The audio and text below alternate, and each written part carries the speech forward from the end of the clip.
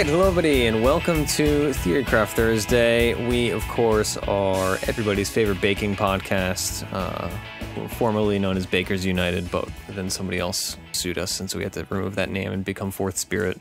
But that's just how it goes. I'm with co-baker Proud. Hello, Proud. Hey.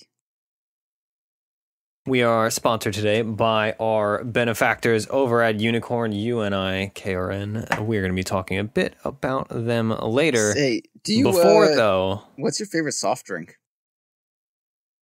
My favorite soft drink, a good baking topic to talk about. My favorite soft drink is Dr. Pepper. Oh, really? Mine's baking soda.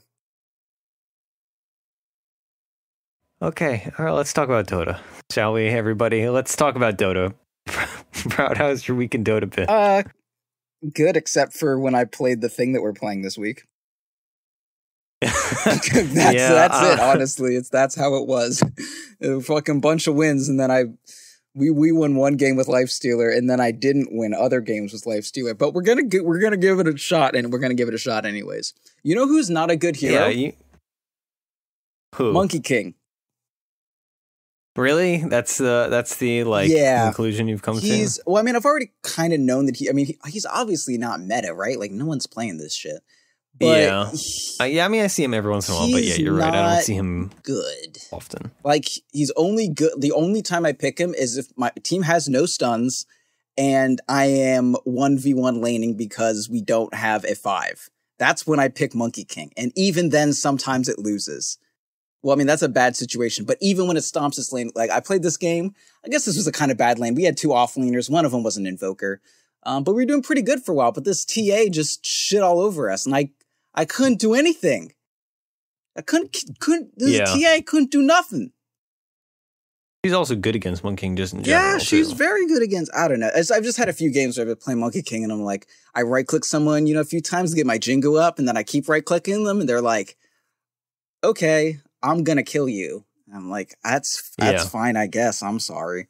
I've had a lot of games like that game that you lost us with your mid Terrorblade. I was like safe lane, and I was down to like 10% health while getting 3-man ganked, and I killed like all of them under my tower because I just like kept fucking with things and getting my extra shots off on people and then life stealing shit. I was like, I'm the best fucking Monkey King that's ever lived, but we still lost that game. Didn't fucking matter. Monkey King's not good. That's why you have to go Rapier on him, because there's no other way. Rapier makes all bad heroes good. That's the lesson. Because like, you know how a hero might be bad and then you try a different build on them and it's different? Like normally when you say, like I've been trying a new Juggernaut build, it's like I built S and Y instead of Manta style. Like that doesn't change a lot. But that's not a radical giving a hero change. Another 300 damage, it's a different hero now. That's a different thing. That's different.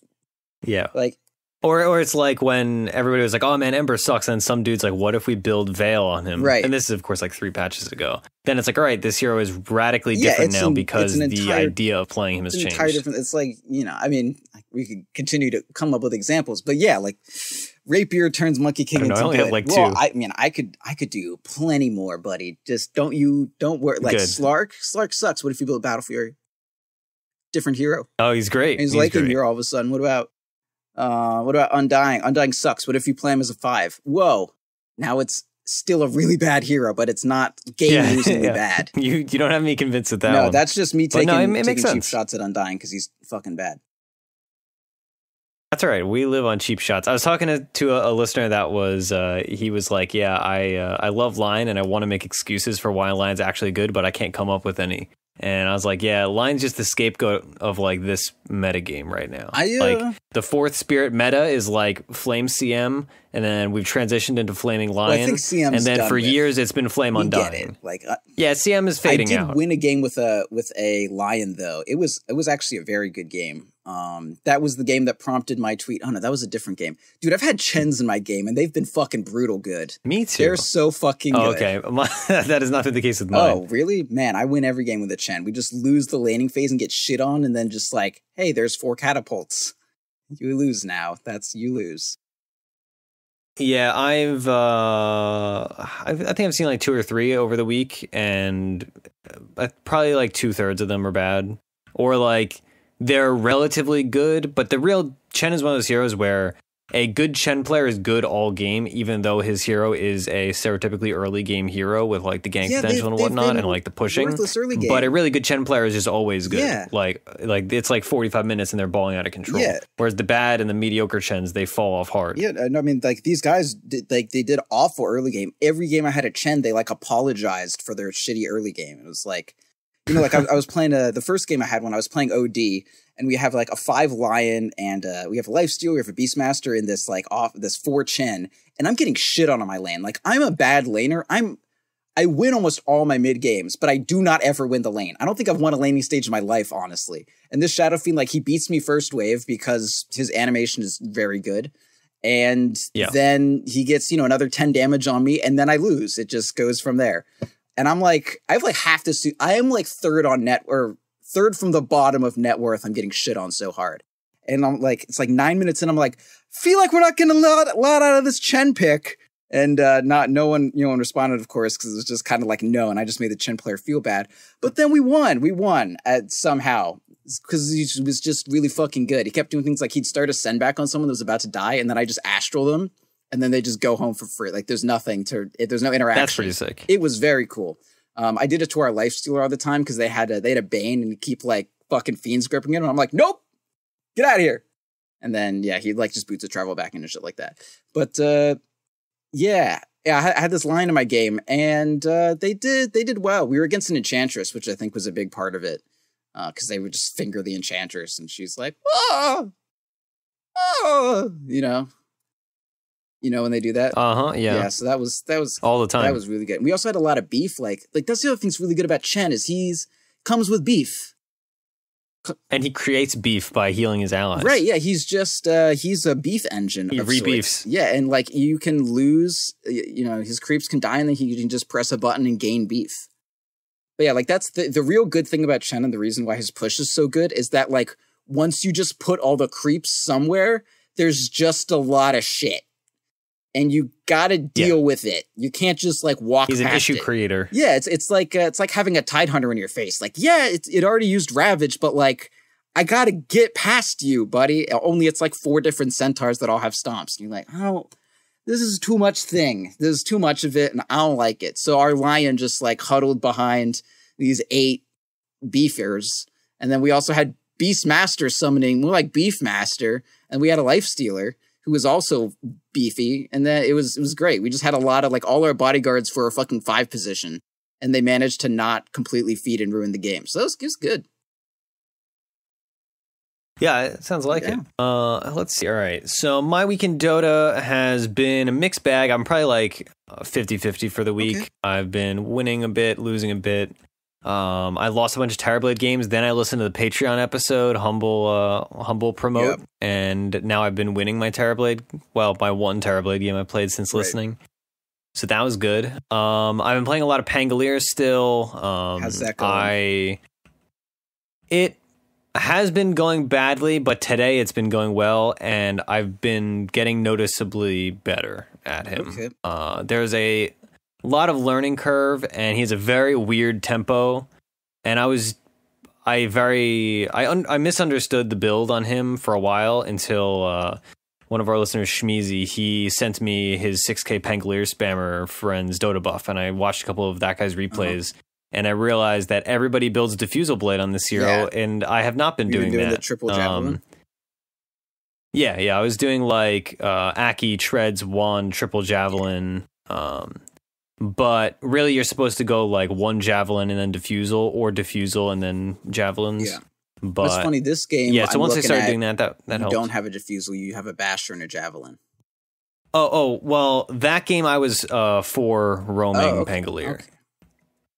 That was fun, but bad. Yes. I saw it in a game before, and it was one of these games where like I just picked Pangolier aimlessly because it was unranked my warm-up game for the day. Yeah. And we had a guy that was like, oh, I was planning on playing offlane. And I was like, sure, dude, you do what you feel, and I'll just roam. And I just kind of sat and ganked to OD over and over again, and our sniper got super fat, and then we won. And it was pretty easy. But that being said, I feel like literally any roamer would have been better. That's an exaggeration. Many roamers would have been better, and maybe not literally any other hero.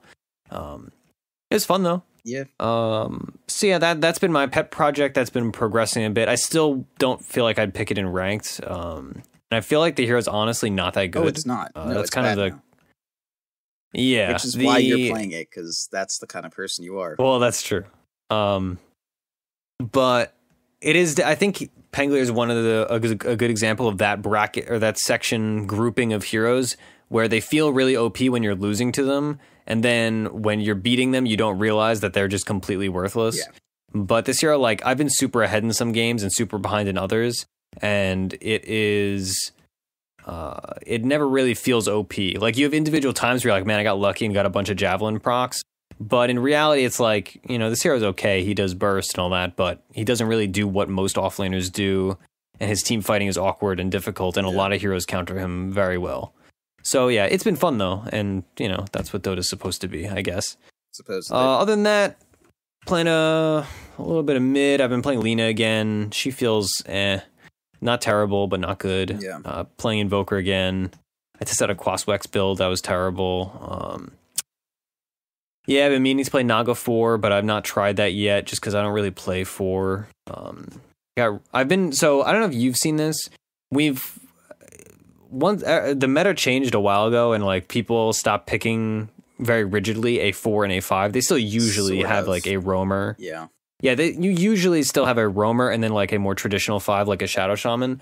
But nowadays, more often, I see like either 2 5s or 2 4s even. 2 4s, yeah, but I mean, I haven't seen 2 5s and it looked good outside of Rubik. Like, Rubik seems to be the only exception to that rule. Yeah, I mean, that's actually kind of my point. I do see 2 5s. It's just they always lose. Yeah. So I'll see something like Witch Doctor plus Lion or Witch Doctor plus AA. Yeah. I've seen a ton of Witch Doctor recently. So I've been seeing 2 5s lose basically every single time I see 2 5s, and I've been seeing 2 4s win all the time. Yeah. Like, I honestly might just start picking 2 4s instead of picking 5s. Like, if you just run like Clock 4, Tusk 5, and just run at people, like you have 2 heroes with 900 health at level 1. Like, that's an exaggeration. I don't think either of them have 900 health at level 1. But they're both very tanky, and it's like, all right, there's no way you deal with this. Like, sure, you can't zone somebody and your pulling is a little awkward because you're melee heroes, but you just punch them, like, from melee range. So my kind of instinctual dislike of double melee support is fading a little bit as I lose repeatedly to double 5 lineups. Yeah, I mean, and Tusk. Solid supports. Roamers are good. They get kills. As long as you don't pretend that you can't get kills in the safe lane. Like, it's solid. You just need to make sure your safe laner is, like, not anti-mage. Yeah, I've been very fortunate to not see anti-mage in my games. Other than, like, I think I saw one the other day. Topical. There was a game where we had 2 5s. I was playing Venge. Can you guess what hero decided that it would try to be a 4 this game?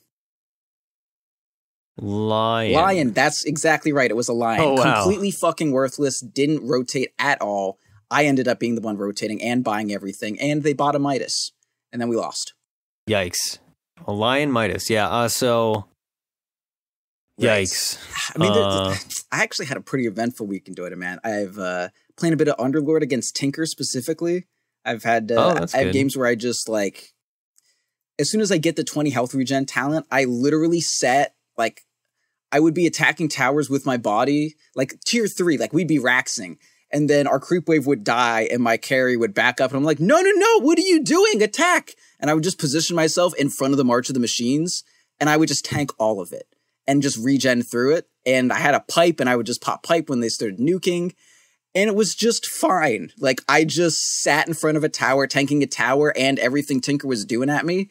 And we took a Rax through it. Just no interaction. I just was like, this is fine. And then we just took a Rax and walked away. It was amazing. It was hilarious and it was great.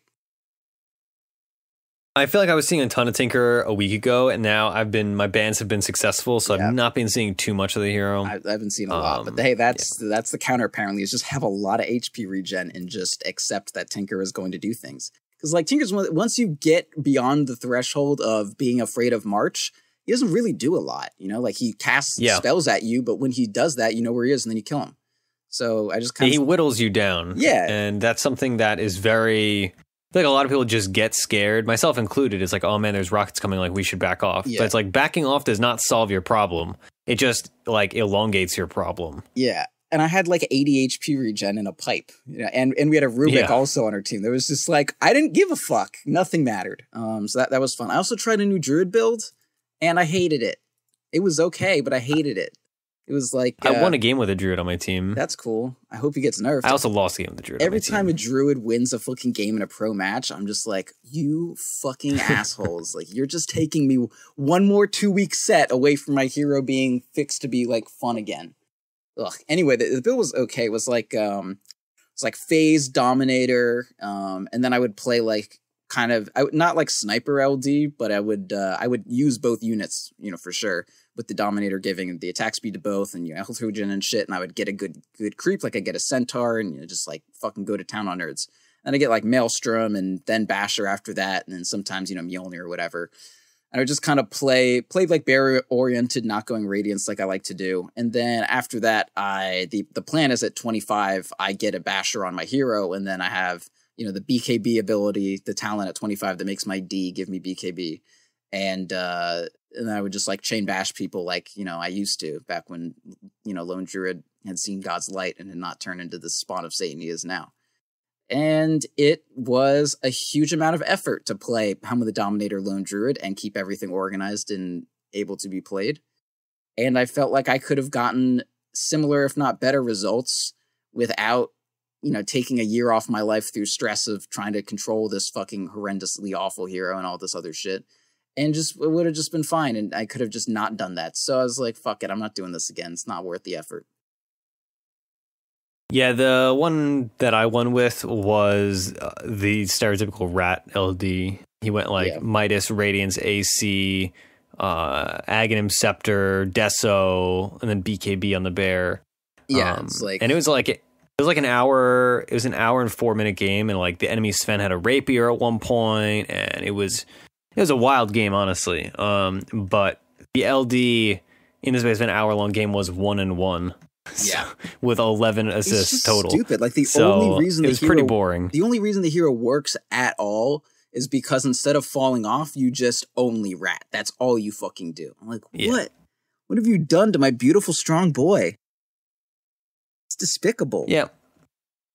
So this actually relates to my week in Dota. So we're gonna move to the segment section. So our segment for, as I'm trying to find the game. Oh, okay.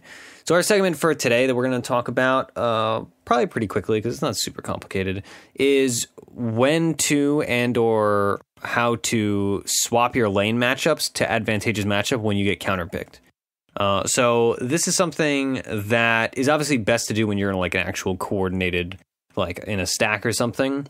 If your mid gets counterpicked with a really bad matchup, which is the most often time you have to do this, or occasionally maybe your safe lane has a really bad matchup against the off lane. I don't know. That doesn't really happen, does it? I mean, like it does, but you don't usually lane swap for it. Yeah. But yeah, so we're going to talk a little bit about lane swapping to advantageous matchups. And the inspiration for this was I played a game the other day, I think 2 days ago, where I ended up having to play Tidehunter mid because my mid was an OD. Like, I think he actually first picked. But the enemy team 5th picked a Broodmother. And I had obviously planned to play Tide offlane. I'd picked a Tide like 2nd or 3rd. But then we made the decision as a team, like, hey, there's no way this OD is going to get any farm whatsoever if he plays mid against this Broodmother, right? Broodmother's going to absolutely body this dude, and we're just going to have a very behind OD, and it's just not worth it at all. Whereas if I go mid, sure, the OD is going to have a harder time, but we can put a support up there and help him a little bit, and he's not going to like get chain killed or anything, and at least I can lane well against the Broodmother. So we made that kind of executive decision. This was also solo queue, which it's a miracle that you get lane swaps in solo queue.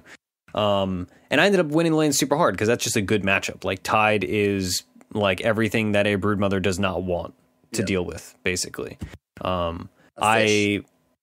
Exactly, yeah. Spiders hate fish, except for that one really big spider that eats fish. Anyway, spider's dumb. Yeah, he's the exception to the rule. It is the exception to the rule. So in this game, basically the thought process is just that we need to secure our 2 farm, And if securing our 2 farm means putting our Tidehunter in mid and effectively becoming the 2, like in this game, I was second highest net worth. It is an advantage, even though that is like objectively just like a weird thing to do. Like Tidehunter is not a mid for many, many reasons. But in a game like this, the lane swap was integral to our success.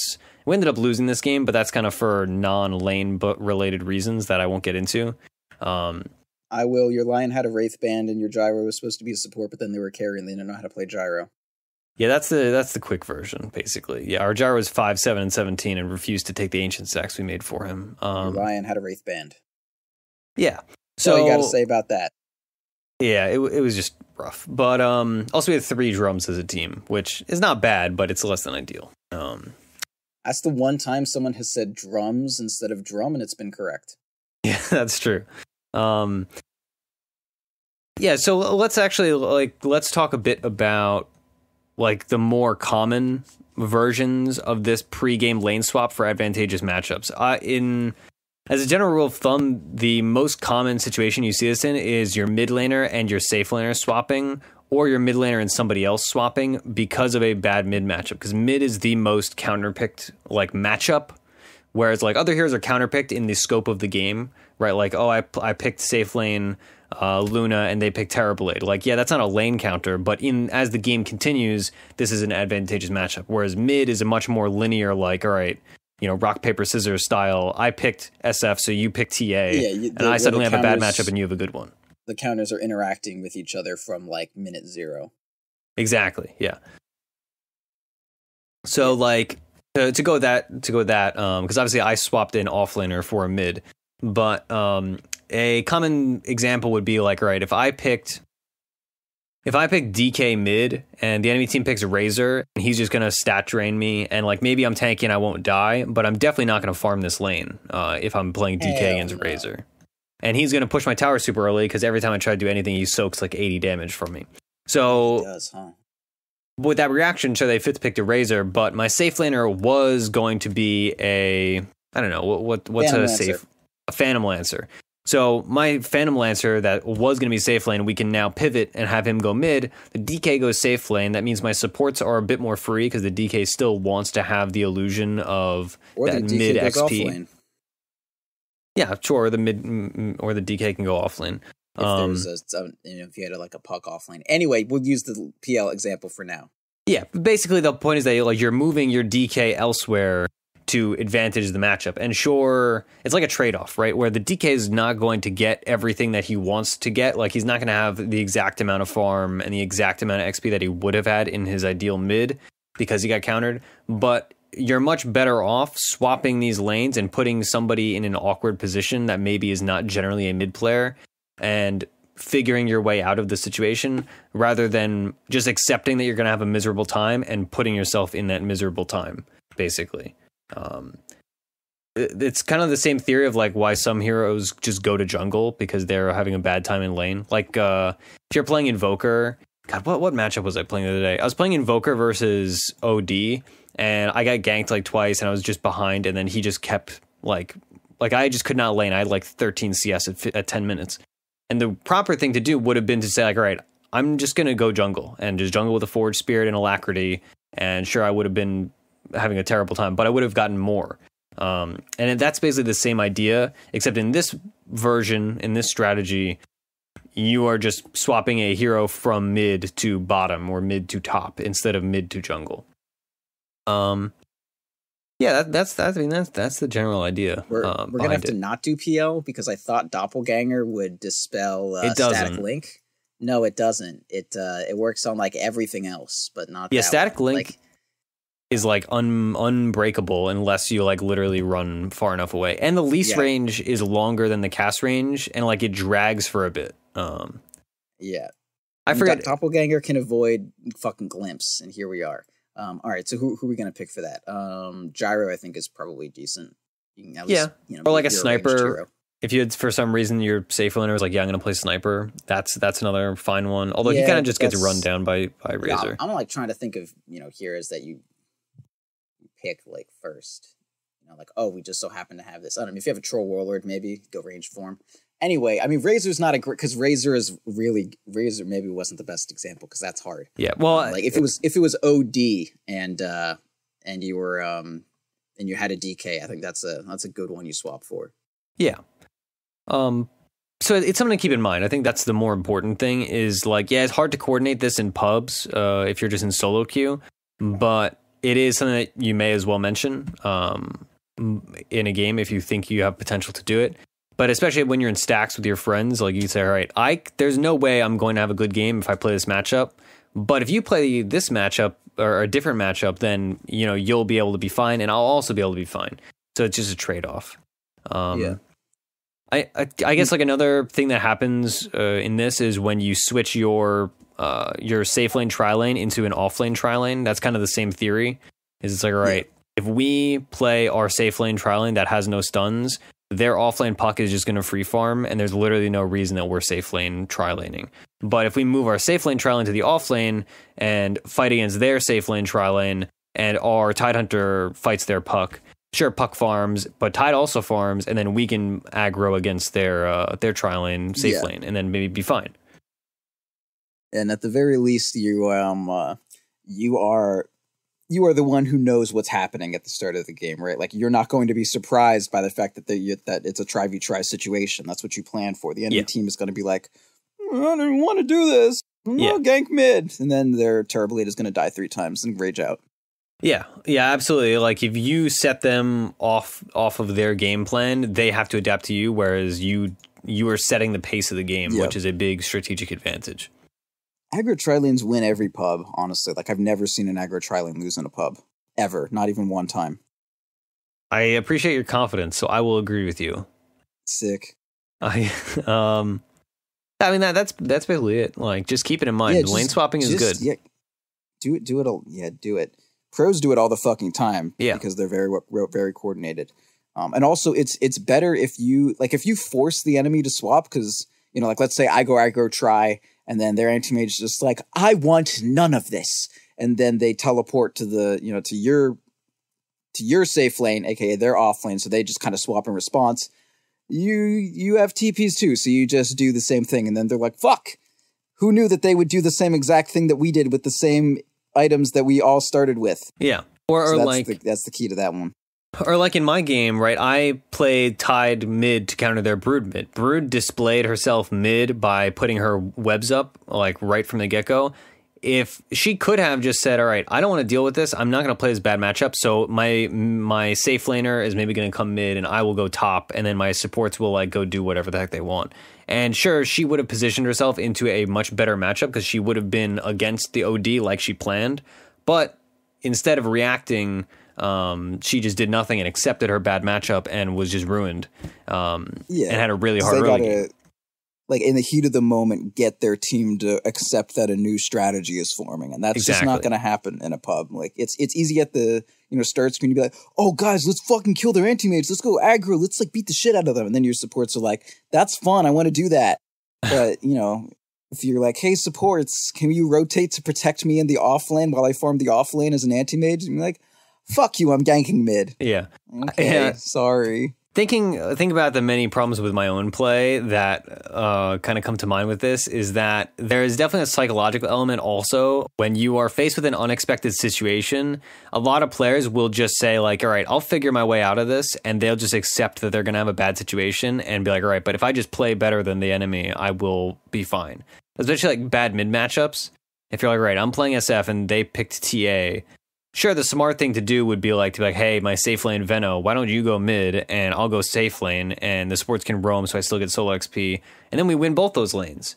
But instead, a lot of people, namingly me, would just be like, all right, I'm sure SFTA is a bad matchup, but, I'll just make some stacks and maybe I'll just outplay her around refraction well, and maybe it'll be fine and I'll just figure it out and I'll push her under tower or whatever. And then, of course, like 10 minutes later, your team is like, why did RSF lose mid so hard? And it's like, yeah, it's because they insisted on playing the bad matchup. Similar to the Brood playing against my Tide. Like, she should not have played the matchup. She should have just refused to play the matchup and left and done something else. Or she should have just jungled Ancients like Brood mid does. But, whatever. So, yeah. Okay. Great, we're done. We are done. So we're not done with everything, though, because you're going to talk about... Well, we're going to talk about our combo. I'm going home. But namingly... Well, you're already home, and I'm already home. So we could swap homes. That would definitely delay the podcast, though. That would take a while. Okay. A lot of commuting. Not that long. Not that long, but long enough that I don't think this would come out in a timely fashion. Well, no. Okay, all right. So I'm playing Disruptor, which is not that exciting, but what you're doing is exciting and bored different. As fuck.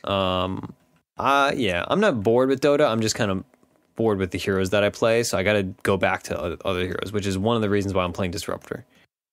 Also, I need to play Tusk, but I already played Dota Tusk either. so much, so... You made it sound like I was bored with Dota. I resent that. Fuck you. Okay, I apologize. You also said that you're bored with Dota, so bored with Dota. No, I said I'm bored as fuck.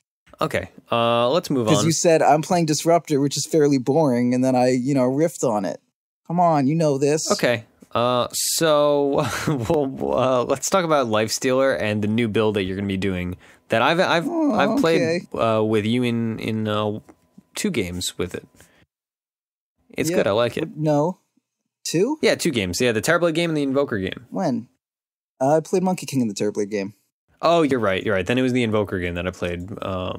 Yeah, that was the game where I had the amazing early game and killed everyone under tower and I won life. Yeah, that's the game that How could you forget that beautiful event? I was super tilted because I was playing that OD matchup I was talking about earlier, and I was just like losing horribly. Yeah, why did you pick Terrorblade mid? No, that was the Invoker game. Was the Invoker versus OD?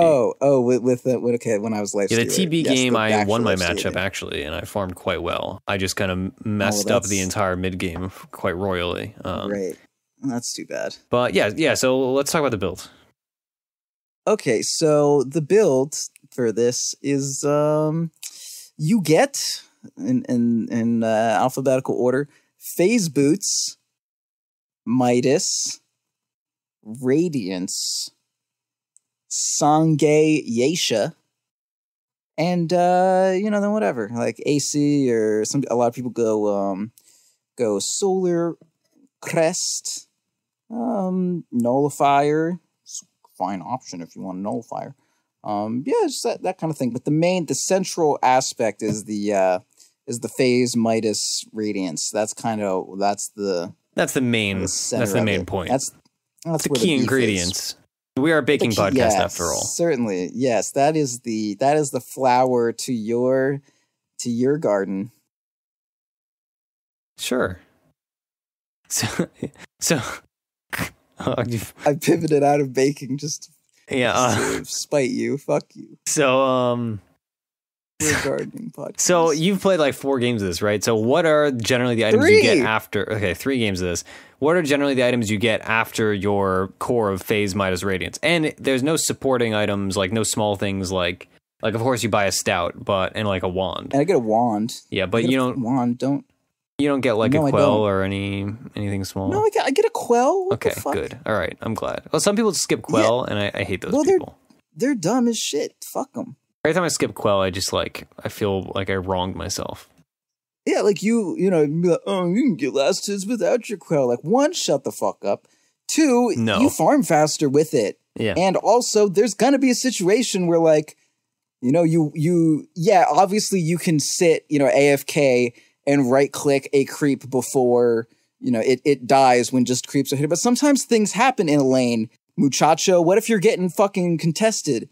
And guess what? Legion Commander has 60 damage and you have 60 damage. Yeah, you have Feast, but the creep is low because it's low on health, so Feast is new shit. You know what helps? Having a 20 damage advantage. And then you hit yours early, and then you deny theirs. Only she also has a Quelling Blade, maybe. She probably doesn't. She's an offlaner. So then you get a fucking last hit and a deny. I don't care how good your mechanics are. It's a different situation. Buy Quelling Blade. Absolutely. It's such a small investment, too. I think... Pretentious fucking... An important note with things like Quelling Blade is that it's not even a 200 gold investment. It's just a 100 gold investment because you resell it and then you get 100 back. So like if you get sell it, buddy. If you get 2 CS that you would not have gotten otherwise, you've already made profit off that Quelling Blade.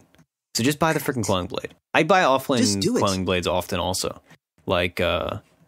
It's just good. Like you're just gonna get CS and CS is nice. Okay, anyway. You can farm a jungle. Anyway, yes. So that of course we get a Quelling Blade. How dare you? And yeah, so after the Radiance, a lot of people like this the Sanjin Yasha, as I said, with the different pronunciation. And like the thing that I've been mostly seeing is the Sanjin Yasha into Solar Crest, and that gets pretty annoying. Or yes, Solar Crest, and that gets pretty annoying because like one Radiance makes people miss, which is evasion, and Lifestealer has a 20% evasion talent at level 20, which is, that matches, which is also evasion. And then you get a Solar Crest, which is also evasion. And you're like, what the fuck? Why do I have to build an MKB against Lifestealer? I don't want to do this. But they have to. They have no fucking choice. Yeah. And it's also, you get those things relatively early. And like MKB is an item where usually if you're getting an MKB on a core, it's like, all right, they built a butterfly as their 4th item. So therefore my 4th item is now an MKB. But if they get like a super fast Radiance Solar Crest, it's like, all right, I cannot possibly build an MKB like right now. Like I'm playing Terrorblade. I can't build a 3rd item BKB. Like I got to build a Manta and a Scotty and a BKB. Like there's just no room for this. So you can just snowball off. Yes. Yeah, sorry, MKB. You can just snowball off the fact that they don't have the ability to even build the counter to the things that you present. Right. And you have built-in magic immunity. So you know what? You don't take a lot of damage when you do all this stuff correctly. Yeah. Absolutely. Is there any like big late game, like the 5th, 6th slot that you have really liked or that you've seen other people play? It seems like AC is kind of the big one. I'm just looking at other people's guides now, or rather other people's builds. Yeah, pretty much everyone is getting this here Solar Crest. So I definitely emphasize that. Now, this person didn't get a Midas. Are more people not going Midas? I'm actually kind of seeing no one going Midas here, which I like because the Midas is... Okay, this person's going, okay, yeah, I like this as treads, because you need the Midas because you need some kind of attack speed. That's like, Midas is only, I've said, an item is kind of only really good if you're using every single aspect of it, and the fact that Midas has 30 attack speed is not something that you just don't look at. Like, when I was playing Phase Boot Lycan, and Midas was very good, I was like, okay, I'll get Midas to give me my attack speed. If I'm not going to get Armlet, I'll get Midas, and that'll be cool. But, yeah, so some people are doing treads, no Midas Radiance, and you are going to get the Sanjin Yasha for the move speed early on. Well, later actually. And then at 15 you get a 35 move speed talent. So it's kind of like, you don't fight that well early game if you do that. But you're trying to farm your Radiance, so it's not too big a deal. I guess this is I would say this is pretty game specific on what you do, but definitely some mix of either. And then some people are doing phase, no attack speed whatsoever into a Radiance, into fucking Solar Crest with no attack speed still. Jeez, that seems rough. Holy fuck. Yeah, I would. I don't know about that one. I guess your idea is like just burst people with the attack speed you get from Rage. All right, just jump on somebody. Actually, yeah, you do get attack speed from Rage. That's not the worst thing in the world. Yeah, I'll definitely think about trying it. But yeah, either treads or phase boots, and I'm really seeing like 0 Midases. So we're gonna nix the Midas. I think that's definitely the thing to do. Because Midas is a really fucking bad item, and if you get your Radiance faster, great, congratulations, you won.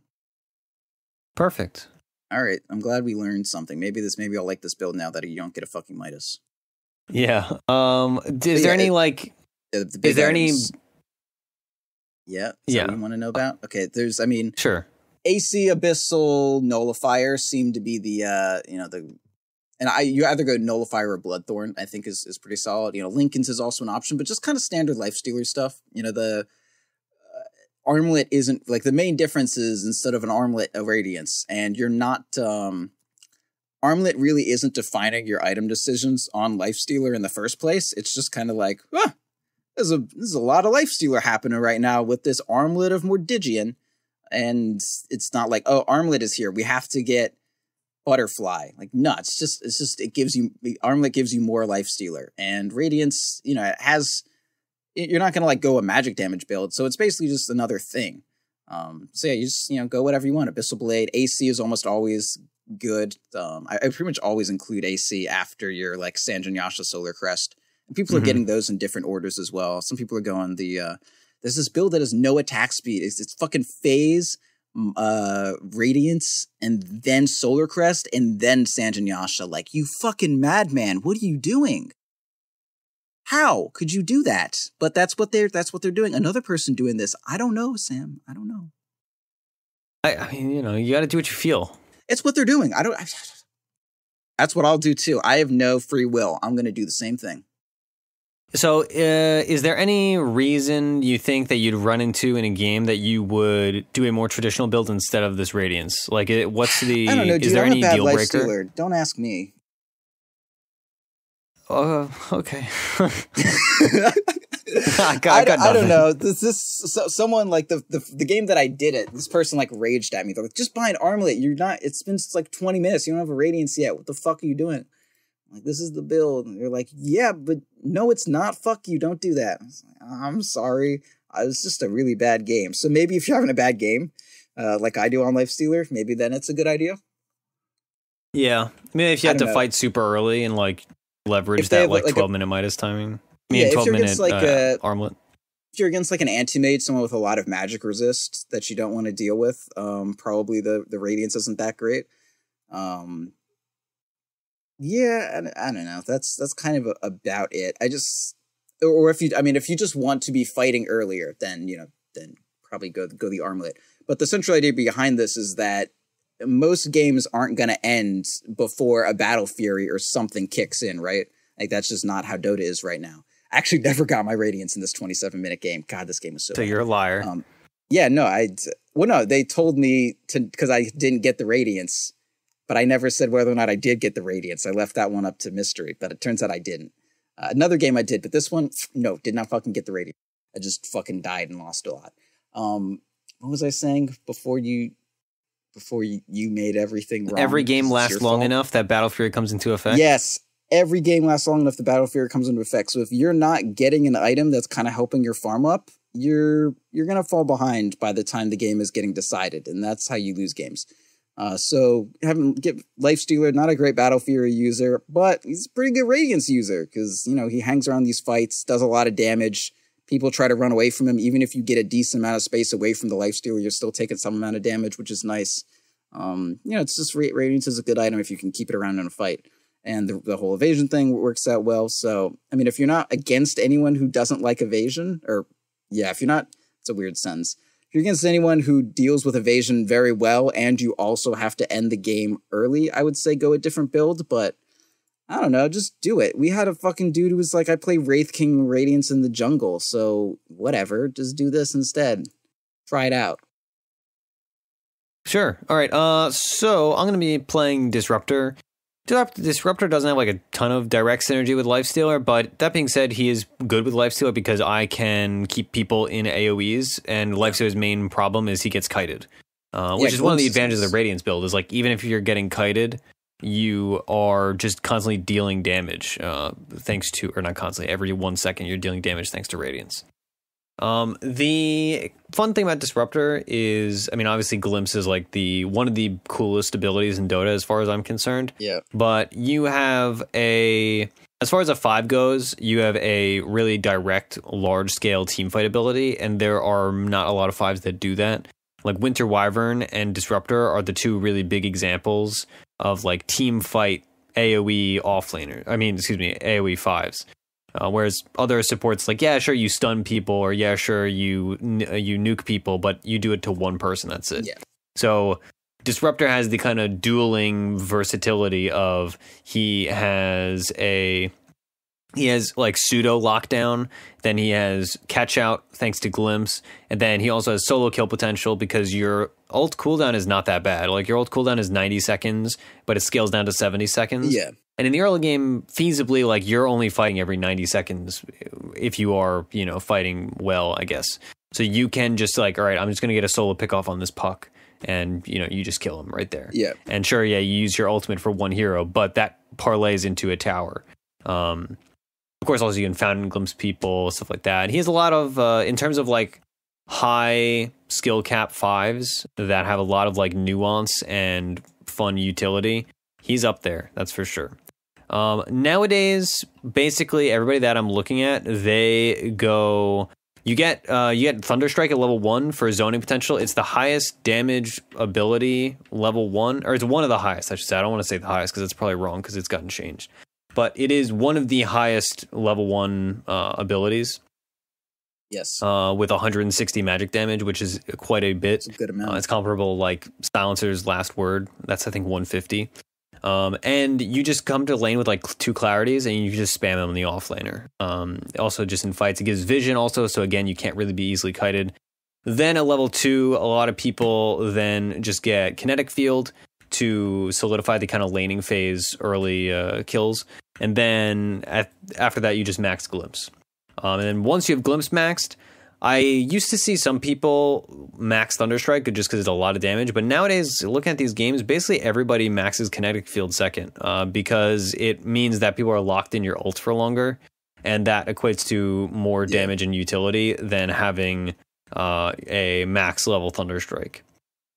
There's a few people that are maxing Thunderstrike second, actually, but it is few and far between. Yeah. I've always kind of been a fan of, like, in a really hard lane, getting the 2 points in Thunderstrike, just because... Yeah, that's legit. Yeah, that's just, if you need that extra help amps zoning, up the damage it's so much. Good. Yeah, it's super, super strong. But then, at, like, any points past 2, it's like, you're not playing a mid. You're Disruptor. Calm the fuck down. It gets a bit redundant. It's ridiculous. Also, like, your... Thunderstrike, one of the like main reasons you get it is just for vision so that you can glimpse people. Right. It's not even for the damage in like maybe 50% of cases. So yeah. Itemization, you're just getting mana boots and a wand, and then most people get one item that's in that like 2,000 gold range, like a glimmer or a force staff or a blink, and then their next item is Ags. Some people will get like 2 of those transition area items, but his Aghanim Scepter is dope, and you should absolutely get it. It mutes items and then also increases the duration by 2 seconds, so it makes your ult last 7 seconds. Like, that's disgusting. That's 7 seconds of a 450 AoE of silence, Doom. Mute, and damage. AoE Doom. Great. Yeah, exactly. It's AoE Doom. It's awesome. So his Aghanim Scepter is a very high priority Aghanim Scepter as far as supports go. But again, it's not one of those ones that you would ever rush. Just I pretty much no 5 rushes Ags. Like, even Witch Doctor, like, people don't do that. Chen. So, yeah, Chen. But Chen, don't a lot of people get like 1 item first? I don't know.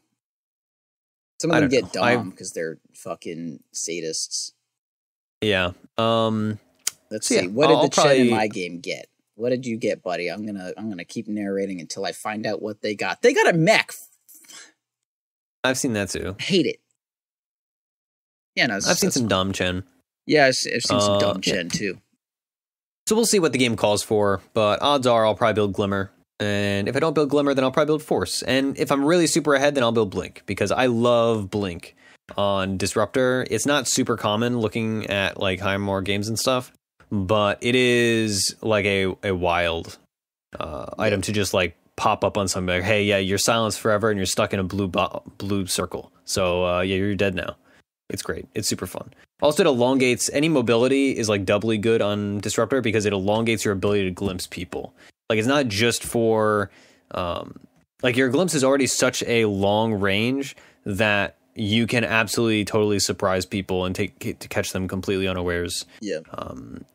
With a mobility item. So yeah, it's like, look forward to that. It's like normally you're afraid of like, oh, if they have a ward next to their Disruptor, they'll glimpse me. But with a Blink Disruptor, it's like, if they have a ward kind of anywhere on the map, this Disruptor might glimpse me to he has no fucking idea where either.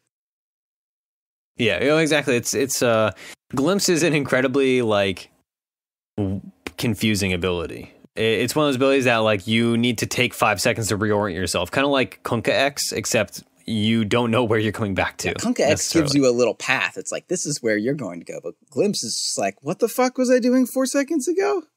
Oh yeah. Yeah. And it's like nigh undodgeable. Like you can use spell immunity to dodge it. That's the only like really reliable thing, like BKBs or Rage or Blade Fury. But other than that, it's like, just Phantom Lancer. Phantom Lancer's W. Yeah, and also like you can dodge it with Manta theoretically, and you can dodge it with CK ult theoretically. Yeah, you can dodge it with iframes if you so desire. Yeah, but that's still kind of rough. Yeah. Yeah. A lot of things you'd think would dodge it don't, basically. That's the more important way to think about it. Is like, yeah, Puck's phase shift doesn't matter. You're just dead. It just yanks you you still out of there. get glimpsed. Yeah. It's there are a few exceptions to the rule, but the rule is pretty ironclad. Yeah. So yeah, you can watch the VODs of the game that we're about to play. Also, we're bringing Scrunk in because we've kind of come to the conclusion that we still don't want to play 5 stacks for our Theorycraft Thursday games, but we want to have a bit more legitimate games with like more people we can count on, being that we are locking ourselves into something that is not necessarily going to be optimal for a given game, which is a recurring problem for us, where, if it's just not a you may have noticed that often we have a lot to complain about in our games, and that's not fun for anyone, especially not us, because we have to fucking play them. So, yeah. So yeah, we're bringing Scrunk in just for the VOD, so you can listen to Skrunk's dulcet tones in the VOD as our third. No 4th or 5th, though, because, again, we don't want to stack the deck and, like, cheat. But adding one extra person just lends itself to stability, which is the important bit. So you can watch those VODs on youtube.com/4thspiritdota. Would you say Scrunk is your rock? I would say Scrunk is my rock. I hope he does play Tiny today. I think that would be nice, but who knows? Sure. All right. We're gonna break and hopefully win. Okay, here we go. Theorycraft Thursday, round 1. The stage of fate is set. Ready? Fight!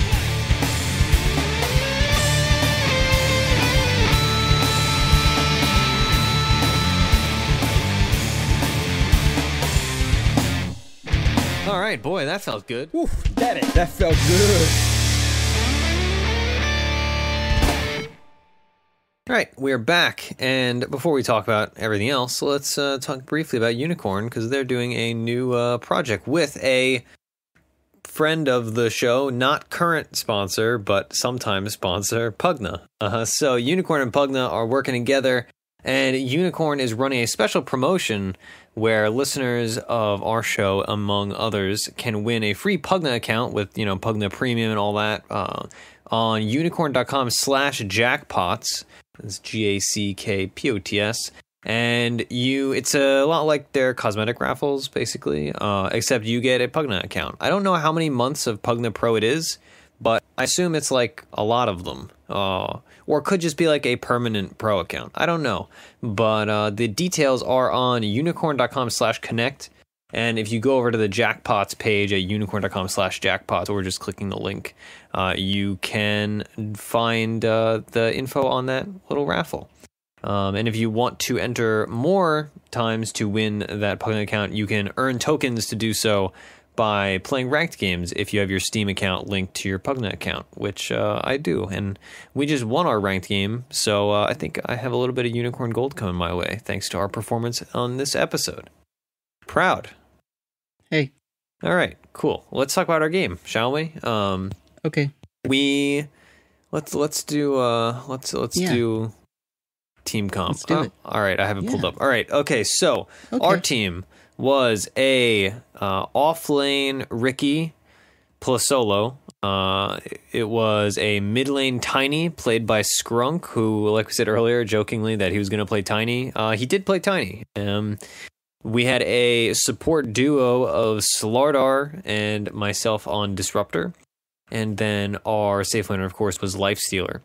The enemy team's safe lane was it just PL solo? I think it was just PL solo. PL just soloed the Ricky because why would you not? Yeah, exactly. Then they had a mid lane Monkey King. They had a roaming Bounty Hunter. And then their off lane was kind of a duo lane of Clockwork and Chen. Chen did a bit of roaming because, Chen is just, he does weird things. But it was mostly Clockwork as the off laner and Chen making an appearance. Doing a lot of sendbacks on early creeps, which gave Clock really good equilibrium. Stuff like that. Yeah. So let's talk about laning phase. Let's talk about team comp first off, actually. So sure. What would you say? Who has the better team comp overall? Like, I think ours is a bit weird because the Ricky offlane, but in general, like, we have a more standard linear team fight ability. I think we have a better support duo. And everything else I think they have better than us. Except for maybe we have the better mid, but Between the Monkey King was, like a Divine 5 ranked player, and Skrunk is a strong player, but his keybinds were fucked up, so we ended up feeding this small mid-team fight that was going to be a win if he just had correct keybinds. I'm not exactly sure what happened, but in the middle of the fight, he was like, why isn't my shit happen? And then, 2 people died, and he was like, fuck. A likely story. Yeah. So, yeah, outside of that, yeah. So, Tiny is a better hero than Monkey King. As we said, Monkey King fucking sucks. But that matchup I would say is definitely Monkey King favored for sure. Yeah, it seemed that way. Although Skrunk said he was farming fine. He had 30 CS at 7 minutes. Well, I was going to say 70 minutes, which those is not were the accurate. words he said. But as far as player net worth goes, he was about 1,000 gold behind at 5 minutes. Yeah. Okay. Well, also, did Monkey King get first blood? No, we got first blood. I can't remember. Monkey King did really well for a time and then fell off real hard after it's the classic thing where he lost one team fight and got picked off once, and then he was just worthless for the rest of the game, basically. Yeah, he did that. Monkey King gets. He didn't go Echo Saber for one. He went the Sanjin Yasha, which is its own deal. I have opinions about that, but he went the Shadowblade build, which is it's not a Divine Rapier at all. It's not a Butterfly. Yeah. It's not a Scotty. What does it do for you? After you farm a phase boot. And which is also wrong. You don't go phase boots on Monkey King, fucking idiot.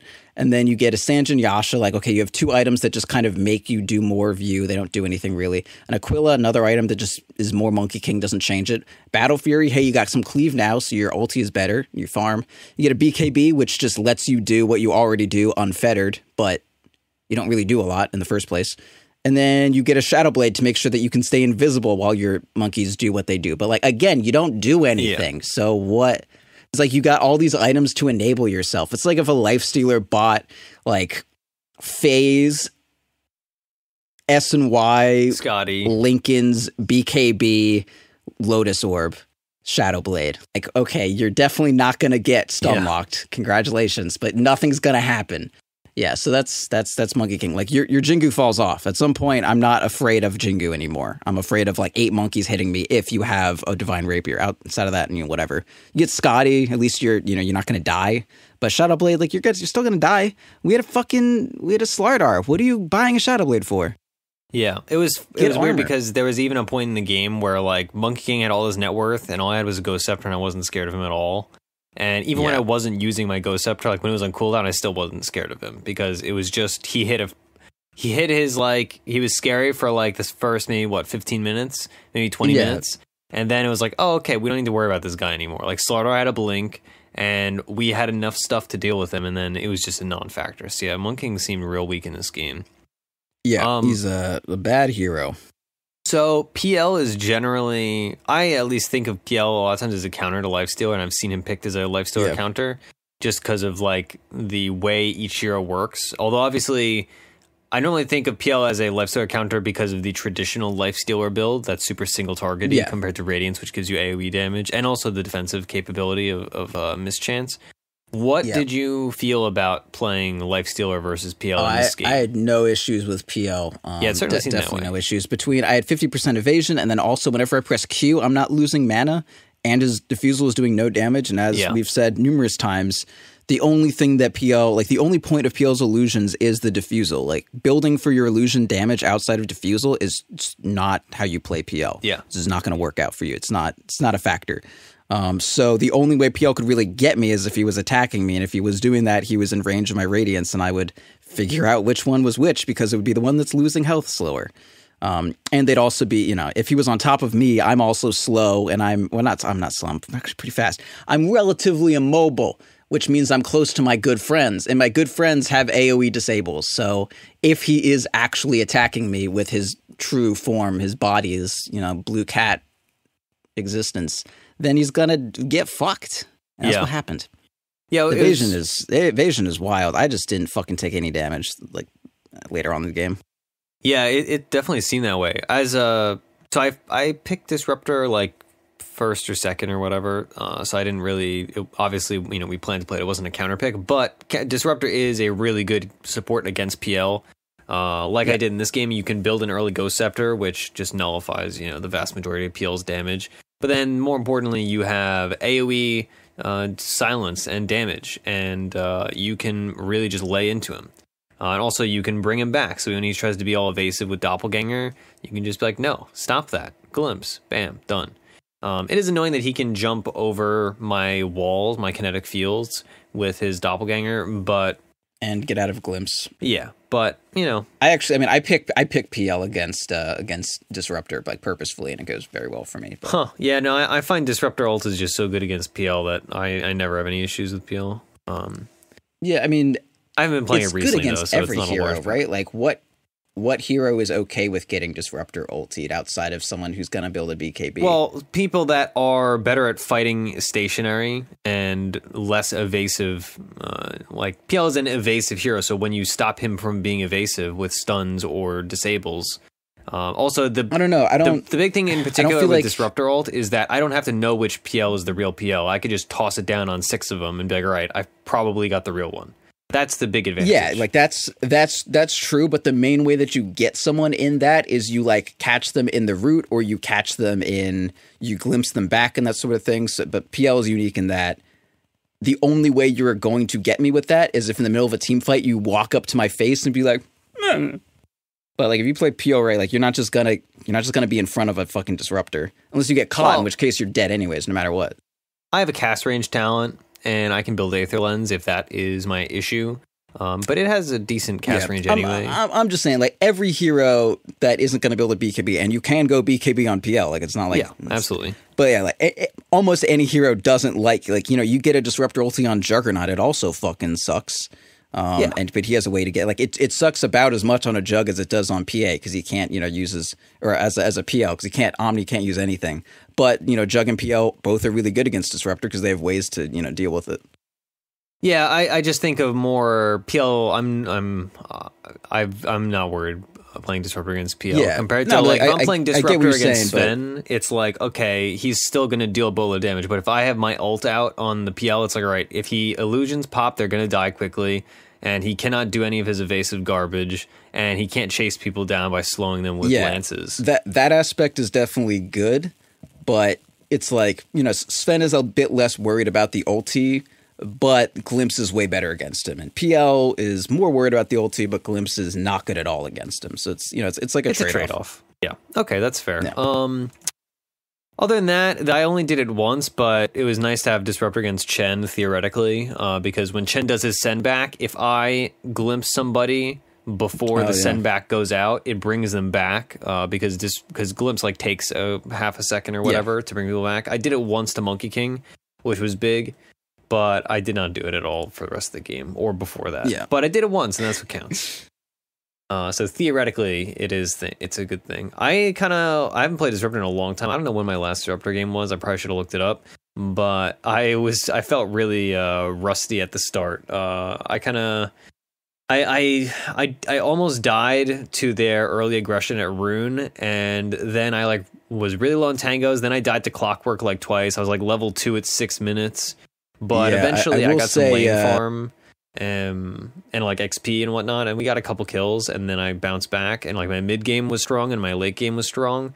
But my early game was just, I was just walking about doing nothing. The first 6 minutes you literally accomplished nothing the entire 6 minutes. It was like at 6 minutes we realized our camp was warded, and I was like, well, no. Okay, that's unfair because it was not warded until like 5 minutes. Right when it was warded, I dewarded it.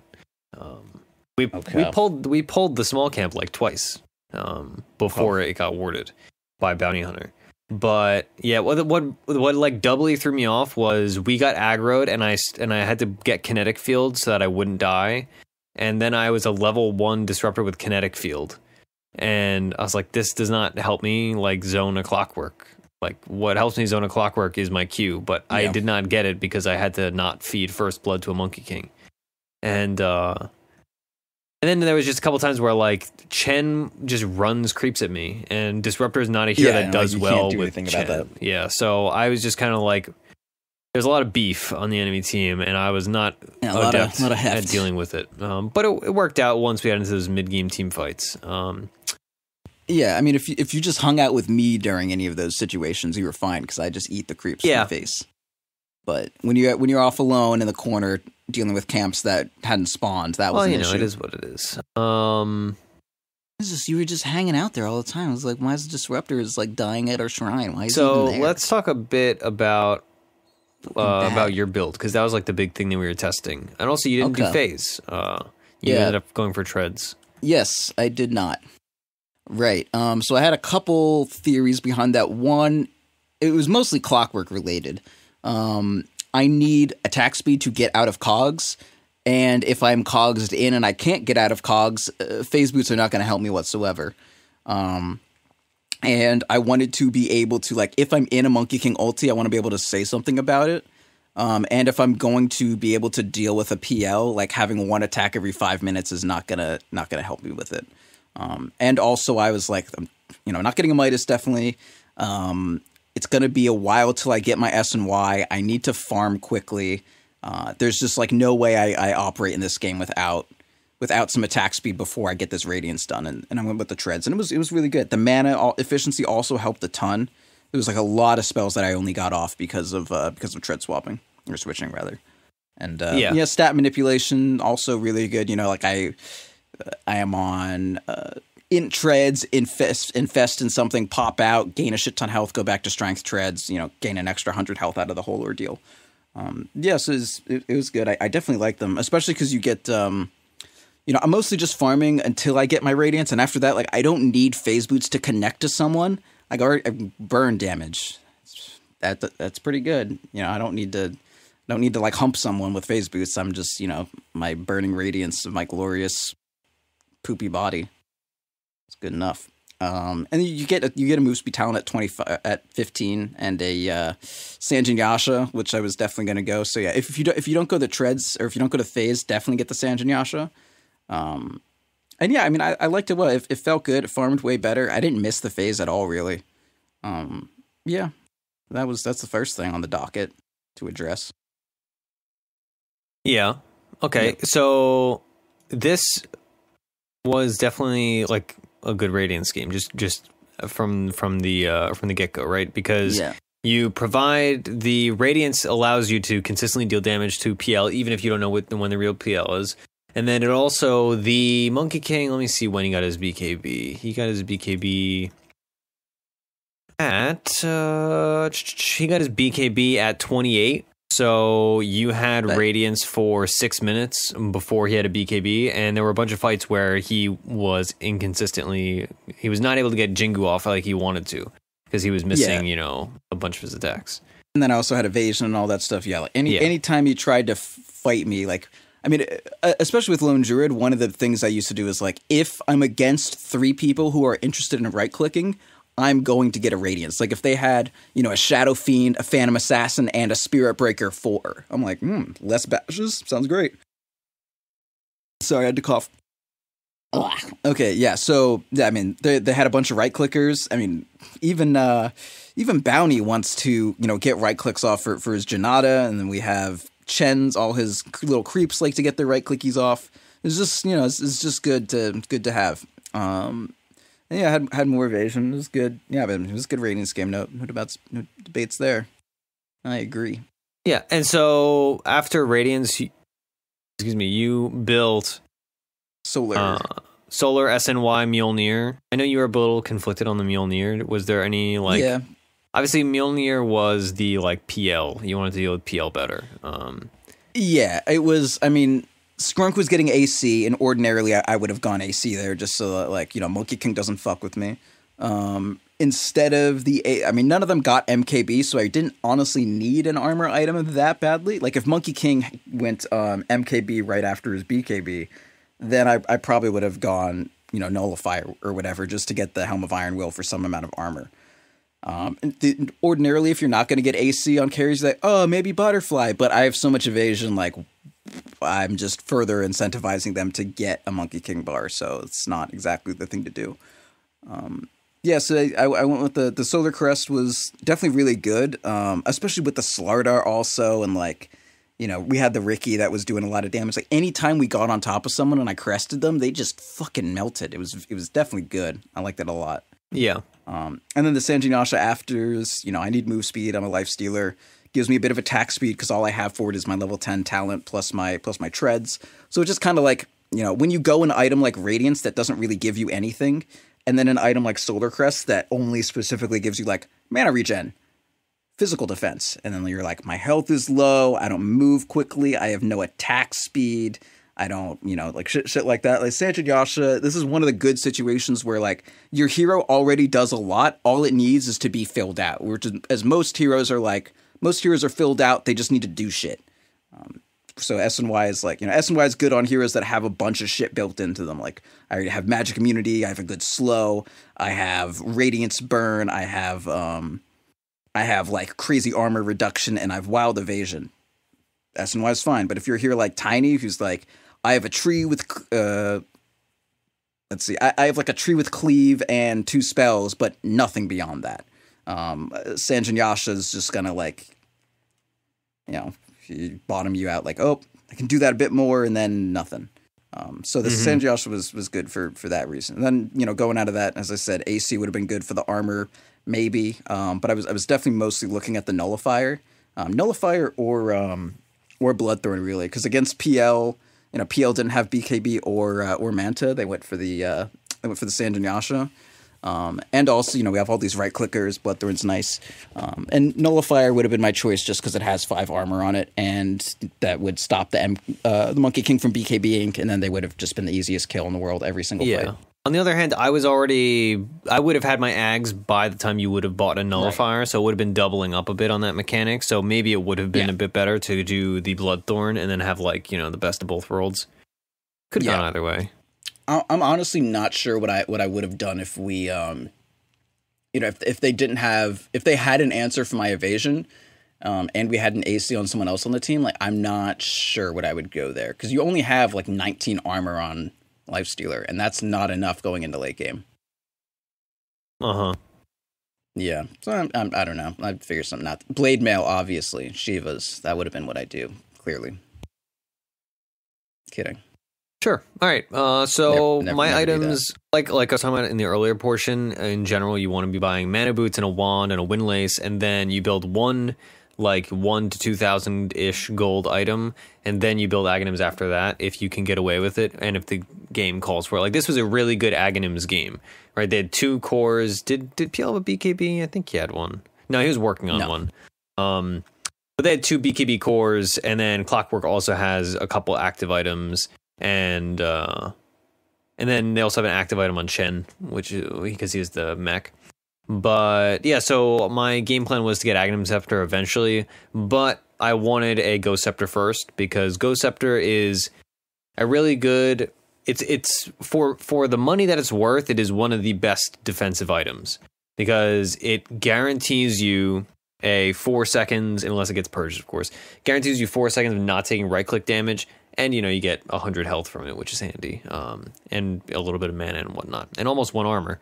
But in this game, right, the only things I was dying to was physical damage, right? I was dying to Monkey King soloing me, and I was dying to PL jumping on me, and not a lot else. They don't really deal magic damage. Like, Chen does a little, Bounty Hunter does a little, Clockwork does a little, but none of it is consequential enough to, like, stop me from ulting people. Yeah. But, yeah, so I got that fairly, let's see, when did I get it? I got it probably like 18 minutes, 20 minutes, something like that. It took me a while. I got it at, never mind. I got it at 26 minutes. So it did take me quite a while. But it worked out eventually. Once I got that, I stopped dying. I had 6 deaths. I want to say they were probably all within the first 20 minutes. And then after a certain point, A, we started snowballing hard and winning a bunch of fights that we took well. And then B, I had my Ghost Scepter. And the big thing with Ghost Scepter, and this is kind of why like I kind of joked about like Armlet Rubik and stuff like that before, is that when you have any item that requires the enemy team to invest an inordinate amount and an unexpected amount of resources into killing a 5 position or a 4 position support, that is a very effective item. So the Ghost Scepter changes me from being a target that's 3-shot by a Monkey King into a target that is like takes 5 or 6 seconds to kill. And 5 or 6 seconds in a fight is like make it or break it situation. So it radically changes my role in a fight and allows me to play a lot more liberally in these fights. Yeah, it's It's similar to my obsession with BKB on offlaners. Exactly. And stuff. Like once you get the BKB, they need to focus on you, or like the people who ordinarily don't want to kill you, they need to focus on you. And then, I mean, support similarly, like you want your carries to just, kill their supports real quick and then focus on someone else. The second their Disruptor has a Glimmer Cape that's like, okay, Bounty Hunter, you have to like walk into the middle of the fight so you can get in range of this dude and then, throw a shuriken. And then also there needs to be a rocket on them, and Chen, you need to go up and increase the magic damage they take. Like, we're not going to do that. We're just not going to, that's not something we're going to do. Yeah. You're going to have to just, sit there and wait, Monkey King. And then Monkey King waits, BKB runs out and he dies. Yeah, the one of the other things I was thinking about was getting a Force Staff. But I don't like Force Staff against PL because he's going to chase you down anyway. And Monkey King's kind of similar. Like, it's good to force yourself out of the Monkey King circle. But at the same time, he's a pretty mobile carry. And he has that Lancing Boundless Strike, which is real dangerous. Which you don't take damage from if you're Ghost Sceptered. So, like, it's great. Yeah. So I didn't go Force this game. Or BKB'd. That ability is fucking sucks. It's physical damage. You don't take damage from it when you're BKB'd. What the fuck? So yeah, after that I just built Ags, and I got it when we won the game, so I didn't get to put it in practice, but it would have been good. You just got to trust me on that one. Okay. It felt nice. I feel like one of the larger issues with Disruptor that a lot of people have that I see that I want to address is a lot of people. Disruptor is super squishy, and does he have a health talent? I think he has a health talent at 10.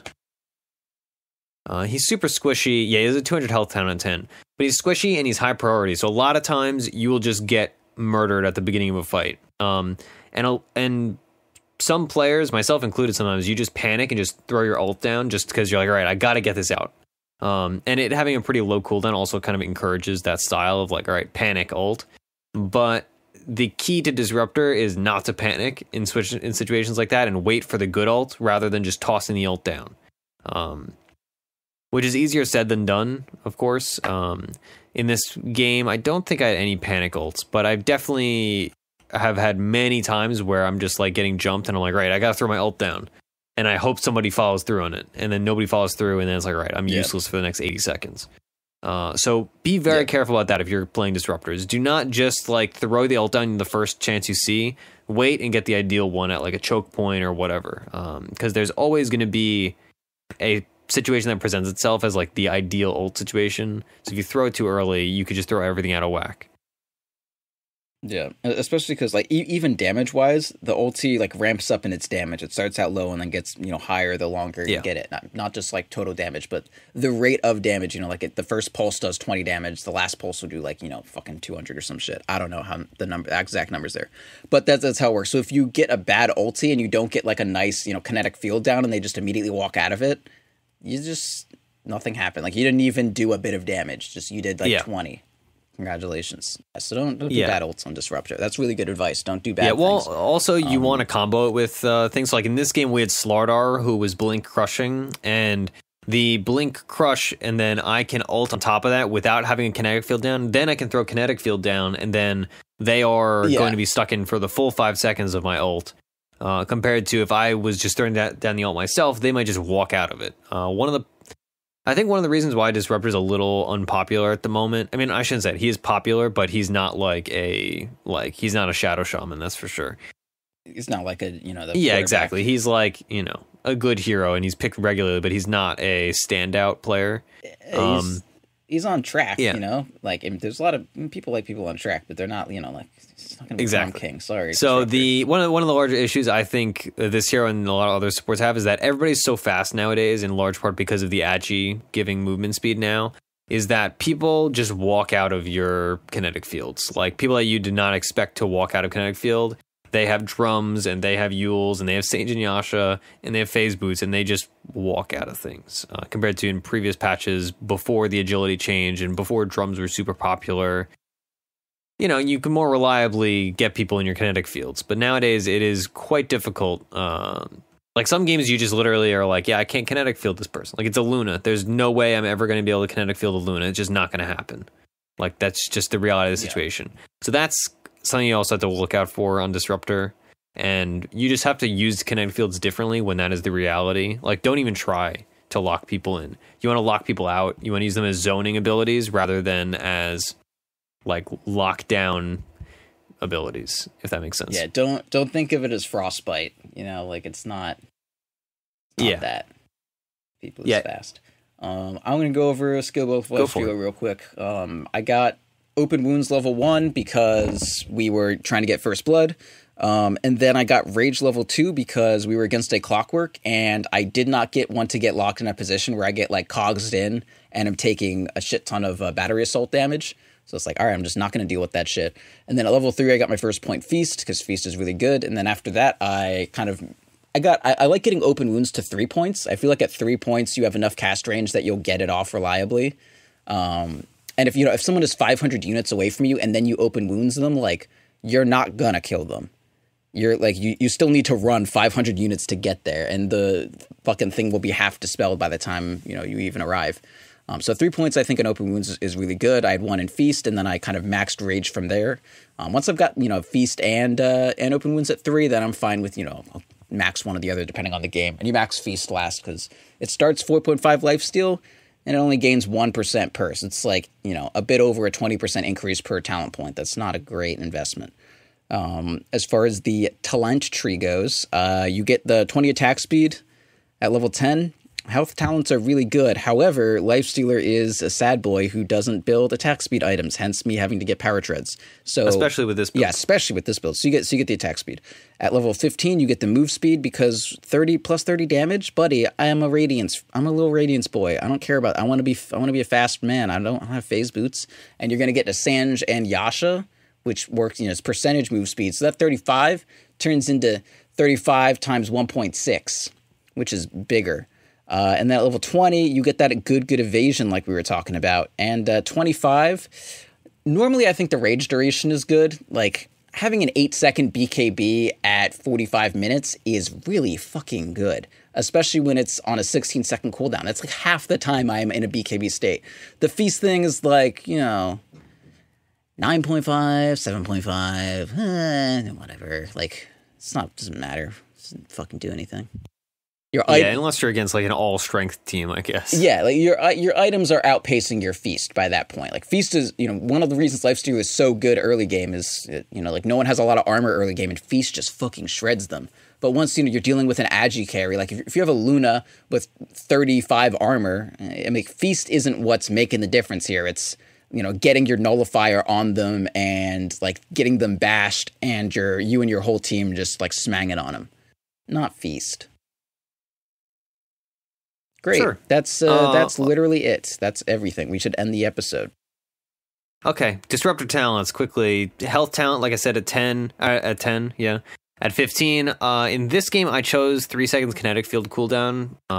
I felt like that was okay in this game because the enemy team was fighting in very compact situations where I did not need cast range. In most games, though, I would get cast range. Yeah. In basically every game other than this one.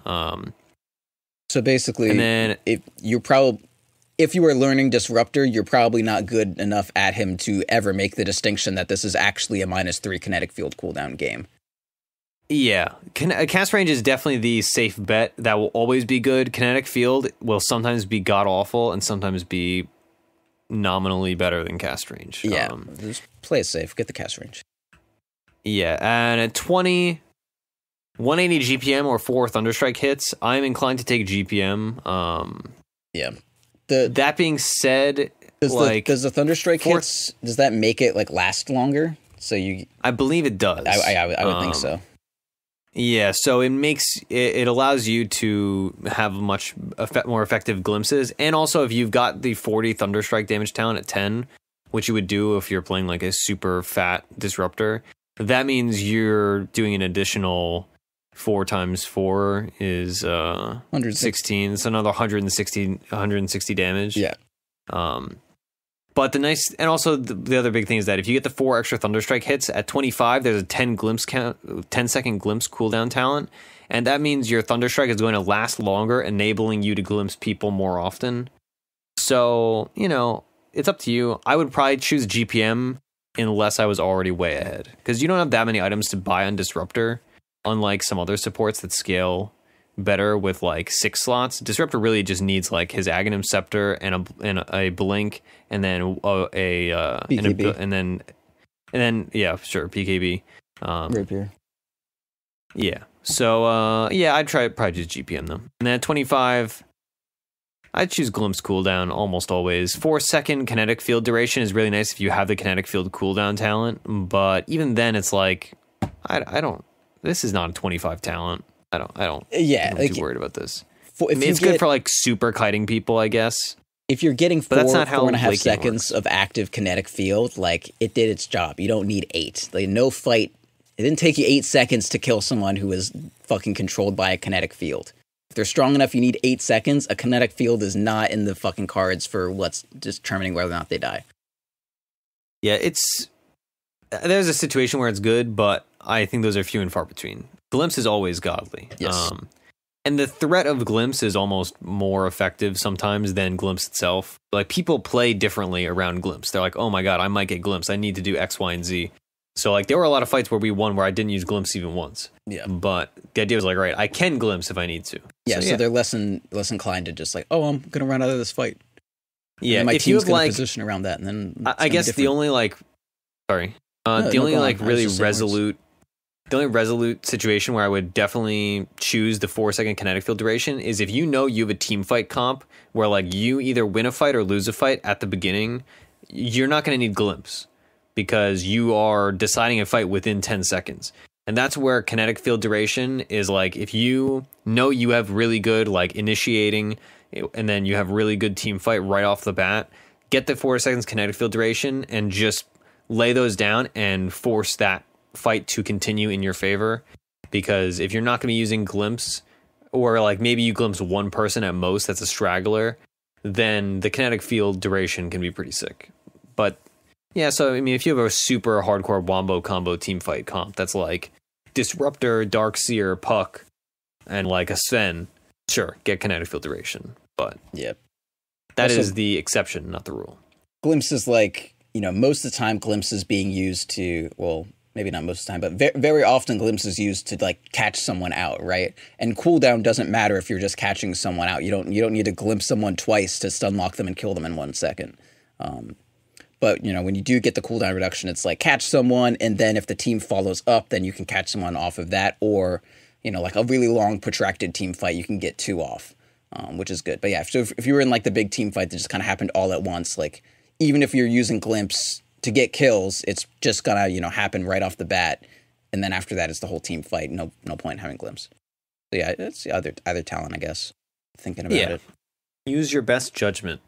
Oh, okay. I gotta say one warning to people: if you are against a Chen and they're doing the creep send back, and you're playing Lifestealer, and you're like, wait, I gotta infest inside one of these and then pop out so Chen has one less creep. But then if you accidentally take too long and then you get teleported to Chen and their entire team, the correct response is to immediately rage and then TP and hope that their Clockwork's hook shot actually hits one of the 4 centaur that you didn't jump out of, and it doesn't hit you and you manage to get out through some fucking divine act of God. So that's, you know, I don't know. That just kind of came to me. I don't know what made me think of that, but try not to do that. It was, well, it would be funny if that happened to someone, I agree, but just, you know, randomly saying, creeps are getting sent back, maybe don't infest inside of them. Maybe that's not what you should do. All right, well, thanks for listening, everybody. You can watch the VODs again at youtube.com/4thspiritdota. You can support us on Patreon, patreon.com/4thspirit. You can tell a friend, which is a good way to support us that does not require any monetary anything. It just requires friends, and I'm sure everybody has many. If you're listening to this show, I think if you this don't, is a safe assumption that come you have to the many Fourth friends. Spirit Discord to meet friends and then tell them to listen to the podcast. Yeah, you got to berate those, because there's some people that like are just in the community that don't listen to shows. You got to berate them, be like, hey, at least put it on auto download on your phone, all right? Oh, I was just being silly. I didn't really mean that in like a do it. I just meant like... Oh, I did. I'm very forceful. Okay. So yeah, our website, fourthspirit.com. You can listen to the shows there. That's what I do. It's handy. Yeah.